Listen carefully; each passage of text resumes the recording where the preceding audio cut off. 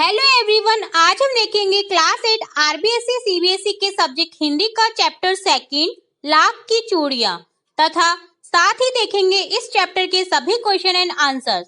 तो फटाफट से स्टार्ट करते हैं वीडियो को। लाख की चूड़ियां कहानी को लिखा है कामता नाथ जी ने, जिसमें लेखक ने मशीनों द्वारा छीनते कारीगरों रोजगार को तो दर्शाया ही है, साथ ही एक कुशल कारीगर के स्वाभिमान को भी दिखाया है। लेखक बचपन में गर्मियों की छुट्टी में अपने ननियाल अपनी मामा के पास जाया करते थे और 1-1.5 महीने रहकर वहां आते थे। वहां पर उसे बदलू नाम का व्यक्ति सबसे अच्छा लगता था, क्योंकि वह लेखक को लाख की गोलियां देता था। वह पेशे से मणिहार यानी चूड़ियां बनाने वाला था। वह लाख की सुंदर सुंदर चूड़ियां बनाया करता था। बदलू का मकान गांव में कुछ ऊंचाई पर था, जिसके सामने नीम का पेड़ था। उसकी बगल में बनी भट्टी पर बदलू लाख पिघलाया करता था। लाख को मुंगेरियों पर चढ़ाकर वह उन्हें चूड़ियों को आकार देता था। लेखक अन्य बच्चों की तरह उसे बदलू काका कहते थे। आसपास की औरतें भी चूड़ियां बदलू काका से ही ले जाती थी। हालांकि वह चूड़ियों के बदले पैसे ना लेकर अनाज लिया करता था, परंतु शादी ब्याह के मौके पर वह चूड़ियों का मुंह मांगा दाम लेता था। वह स्वभाव से बहुत सीधा साधा था। बदलू को कांच की चूड़ियों से बहुत चिढ़ थी। वह किसी महिला की कलाई पर कांच की चूड़ियां देखकर गुस्सा हो जाता था। वह बचपन में लेखक से उसकी पढ़ाई के बारे में पूछता। लेखक उसे बताता कि शहर में सभी औरतें कांच की चूड़ियां पहनती हैं। वह लेखक को रंग बिरंगी लाख की गोलियों के अलावा गाय के दूध की मलाई तथा आम की फसल के समय खाने को आम दिया करता था। पिता की बदली दूर शहर में होने के कारण लेखक 8-10 वर्षों तक गांव में ना जा सका। वह लगभग 8-10 साल के बाद में गांव गया। अब बड़ा होने पर उसे उसमें कोई रुचि नहीं थी। लेखक ने देखा कि गांव की सभी स्त्रियां अब कांच की चूड़ियां पहनने लगी थी। एक दिन उसकी मामा की लड़की फिसलकर गिर गई और कांच की चूड़ियों के चुभने से उसकी कलाई में घाव हो गया, जिसकी पट्टी लेखक को कराने जाना पड़ा। इस घटना से लेखक को बदलू का ध्यान आ गया। वह बदलू से मिलने उसके घर गया। आज भी वह उसी नीम के पेड़ के नीचे चारपाई बिछाकर लेटा था। बदलू काका का शरीर बूढ़ा हो चुका था। उसे खांसी भी थी। बदलू ने लेखक को पहचाना नहीं। तब लेखक ने उसे अपना परिचय दिया, जिससे बदलू ने उसे पहचाना। बदलू की लाख की चूड़ियों का काम बर्बाद हो गया था।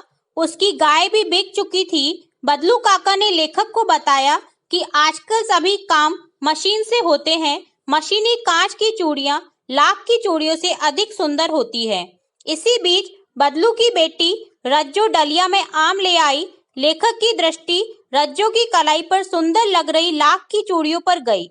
यह देख बदलू ने लेखक को बताया, यही उसके द्वारा बनाया गया आखिरी जोड़ा है, जिसे उसने जमींदार की लड़की के विवाह के लिए बनाया था। जमींदार इस जोड़े के 10 आने दे रहा था। इस दाम पर बदलू ने उसे चूड़ियों का जोड़ा नहीं दिया और शहर से लाने को कह दिया। बदलू की इस बात में लेखक ने उसका स्वाभिमान देखा। अब हम करेंगे इस चैप्टर के कठिन शब्दार्थ। वर्ड है चाव, जिसका अर्थ होता है चाह या तीव्र इच्छा। नेक्स्ट है सलाख, जिसका अर्थ होता है सलाई या धातु की छड़। नेक्स्ट है मोंगरी, जिसका अर्थ होता है गोल या मुठियादार लकड़ी जो ठोकने पीटने के काम आती है। नेक्स्ट है पैतृक, जिसका अर्थ होता है पूर्वजों का या पिता से प्राप्त या पुश्तैनी। नेक्स्ट है खपत, जिसका अर्थ होता है माल की बिक्री। नेक्स्ट है विनिमय, जिसका अर्थ होता है अदल बदल या वस्तुओं की अदल बदल। नेक्स्ट है कसर, जिसका अर्थ होता है घाटा पूरा करना या कमी। नेक्स्ट शब्द है नाजुक, जिसका अर्थ होता है कोमल। नेक्स्ट है पगड़ी, जिसका अर्थ होता है सिर पर लपेटी जाने वाली कपड़े की लंबी पट्टी या पाग। नेक्स्ट है मरहम, पट्टी, जख्म का इलाज या घाव पर दवा लगाकर पट्टी बांधना। नेक्स्ट है मचिया, जिसका अर्थ होता है सुतली आदि से बनी छोटी या चौकोर चौकी। नेक्स्ट है मुखातिब, जिसका अर्थ होता है देखकर बात करना। नेक्स्ट है दलिया, जिसका अर्थ होता है बांस का बना एक छोटा पात्र। और लास्ट है फबना, जिसका अर्थ होता है सजना या शोभा देना। अब हम देखेंगे इस चैप्टर का अभ्यास कार्य। सर्वप्रथम देखेंगे कहानी से, जिसमें क्वेश्चन फर्स्ट है, बचपन में लेखक अपने मामा के गांव चाव से क्यों जाता था और बदलू को बदलू मामा न कहकर बदलू काका क्यों कहता था। तो आइए इसका आंसर देखते हैं। आंसर है, बचपन में लेखक अपने मामा के गांव चाव से इसलिए जाता था क्योंकि लेखक के मामा के गांव में लाख की चूड़ियां बनाने वाला कारीगर बदलू रहता था। लेखक को बदलू काका से अत्यधिक लगाव था। वह लेखक को ढेर सारी लाख की रंग बिरंगी गोलियां देता था, इसलिए लेखक अपने मामा के गांव चाव से जाता था। गांव के सभी लोग बदलू को बदलू काका कहकर बुलाते थे, इस कारण लेखक भी बदलू मामा न कहकर बदलू काका कहता था।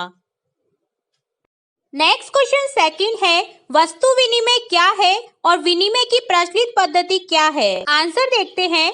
आंसर है, वस्तु विनिमय में एक वस्तु को दूसरी वस्तु देकर लिया जाता था। वस्तु के लिए पैसे नहीं लिए जाते थे, वस्तु के बदले वस्तु दी जाती थी। किंतु अब मुद्रा के चलन के कारण वर्तमान परिवेश में वस्तु का लेन देन मुद्रा के द्वारा होता है। विनिमय की प्रचलित पद्धति पैसा है। नेक्स्ट क्वेश्चन थर्ड है, मशीनी युग ने कितने हाथ काट दिए हैं। इस पंक्ति में लेखक ने किस व्यथा की ओर संकेत किया है। आंसर है, इस पंक्ति में लेखक ने कारीगरों की व्यथा की ओर संकेत किया है। मशीनों के आगमन के साथ कारीगरों के हाथ से काम धंधा छीन गया, मानो उनके हाथ ही कट गए हों। उन कारीगरों का रोजगार इन पैतृक काम धंधों से ही चलता था। उसके अलावा उन्होंने कभी कुछ नहीं सीखा था। वे पीढ़ी दर पीढ़ी अपनी इस कला को बढ़ाते चले आ रहे हैं और साथ में रोजी रोटी भी चला रहे हैं, परंतु मशीनी युग ने जहां उनकी रोजी रोटी पर वार किया है, मशीनों ने उन लोगों को बेरोजगार बना दिया है।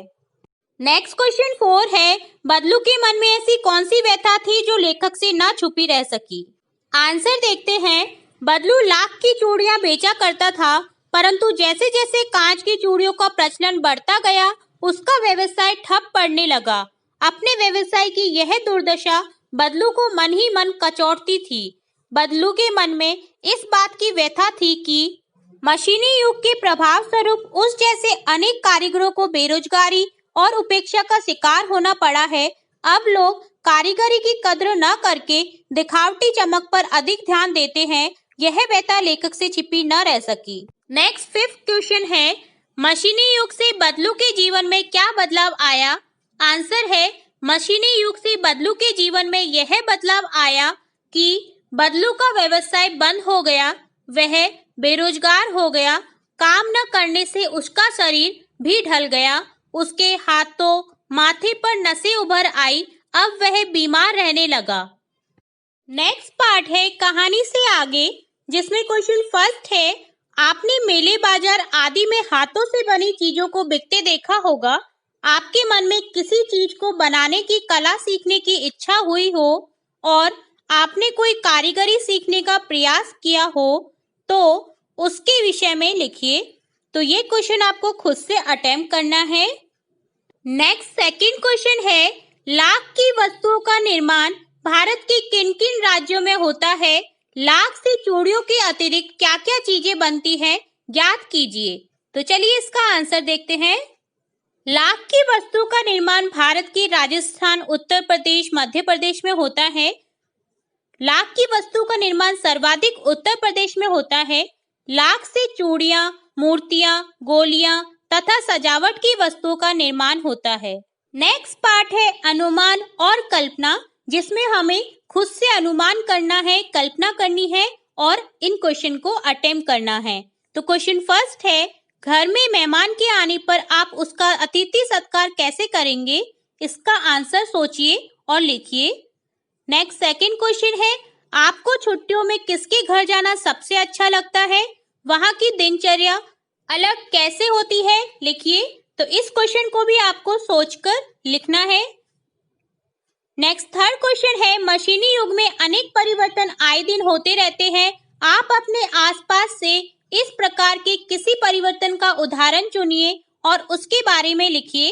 तो इसका आंसर देखते हैं। आंसर है, मशीनी युग के परिवर्तन का एक अच्छा उदाहरण कृषि है। पहले किसान हर काम हाथ से ही किया करते थे। कुछ कार्यों के लिए बैलों का सहारा लेना पड़ता था, लेकिन आजकल हर काम मशीन से होता है। इससे छोटे मजदूर बेकार हो गए, उन्हें अपनी रोजी रोटी कमाने शहर आना पड़ा। नेक्स्ट क्वेश्चन फोर्थ है, बाजार में बिकने वाले सामानों की डिजाइनों में हमेशा परिवर्तन होता रहता है। आप इन परिवर्तनों को किस प्रकार देखते हैं, आपस में चर्चा कीजिए। और लास्ट फिफ्थ क्वेश्चन है, हमारे खान पान, रहन सहन और कपड़ों में भी बदलाव आ रहा है। इस बदलाव के पक्ष विपक्ष में बातचीत कीजिए और बातचीत के आधार पर एक लेख तैयार कीजिए और अपनी कॉपी में उसे लिखिए। नेक्स्ट पार्ट है भाषा की बात, जिसमें क्वेश्चन फर्स्ट है, बदलू को किसी बात से चिढ़ थी तो कांच की चूड़ियों से, और बदलू स्वयं कहता है, जो सुंदरता कांच की चूड़ियों में होती है लाख में कहाँ संभव है। ये पंक्तियां बदलू की दो प्रकार की मनोदशाओं को सामने लाती है। दूसरी पंक्ति में उसके मन की पीड़ा है, उसमें व्यंग्य भी है। हारे हुए मन से या दुखी मन से अथवा व्यंग्य में बोले गए वाक्यों के अर्थ सामान्य नहीं होते। कुछ व्यंग्य वाक्यों को ध्यानपूर्वक समझकर एकत्र कीजिए और उनके भीतरी अर्थ की व्याख्या करके लिखिए। तो चलिए कुछ व्यंग्य यहाँ हम देखते हैं। तो यहाँ व्यंग्य वाक्य है, अब पहले जैसी औलाद कहाँ। तो आंसर है, व्याख्या है जो इसकी वो ये है, आजकल किसी भी बुजुर्ग के मुख से आमतौर पर यह सुनने को मिलता है जिसमें उनके हृदय में छिपा दुख और व्यंग्य देखने को मिलता है। उनका मानना है कि आजकल की संतान बुजुर्गों को अधिक सम्मान नहीं देती। नेक्स्ट सेकंड क्वेश्चन है, बदलू कहानी में दृष्टि से पात्र है और भाषा की बात अर्थात व्याकरण की दृष्टि से संज्ञा है। किसी भी व्यक्ति, स्थान, वस्तु, विचार अथवा भाव को संज्ञा कहते हैं। संज्ञा को तीन भेदों में बांटा गया है। क, व्यक्तिवाचक संज्ञा जैसे शहर, गांव, पतली, मोटी, गोल, चिकना इत्यादि। ख, जातिवाचक संज्ञा जैसे चरित्र, स्वभाव, वजन, आकार आदि द्वारा जाने वाली संज्ञा। ग, भाववाचक संज्ञा जैसे सुंदरता, नाजुक, प्रसन्नता इत्यादि, जिसमें कोई व्यक्ति नहीं है और न आकार न वजन, परंतु उसका अनुभव होता है। पाठ से तीनों प्रकार की संज्ञा चुनकर लिखिए। आंसर है क, व्यक्तिवाचक संज्ञा जैसे बदलू, बेलन, मचिया। ख, जातिवाचक संज्ञा जैसे आदमी, मकान, शहर। ग, भाववाचक संज्ञा जैसे स्वभाव, रुचि, व्यथा। लास्ट क्वेश्चन थर्ड है, गांव की बोली में कई शब्दों के उच्चारण बदल जाते हैं। कहानी में बदलू वक्त को बखत, उम्र को उमर कहता है।